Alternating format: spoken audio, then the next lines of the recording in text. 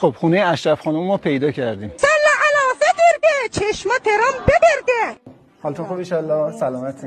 شما یه جمله گفتین که چند میلیون نفر رفتن تو اینترنت سرچ کنن بگن معنی سترکه چیه. حالا خودتون بگین معنی سترکه چیه؟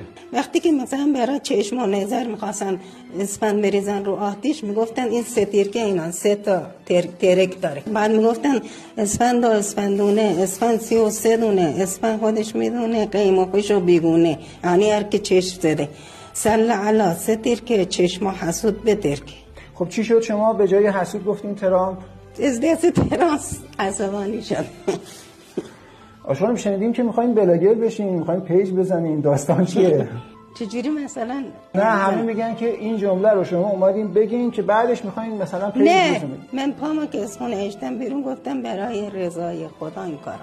برای بچه قضه. به خاطر اینکه بعضی ها توی فضای مجازی ایشون رو به سخره گرفتن یه مقدار حالش نامناسب بود، چند روزی از خونه بیرون نیومده که نهادهایی که بودجه‌های میلیاردی میگیرن اگه میخواستن یه همچین شعاری رو تو جامعه جا بندازن نمیتونستن. هر اون کسی هم که مسخره کرده باشه آخرش اینه که گفته چشم ترامپ بترکه.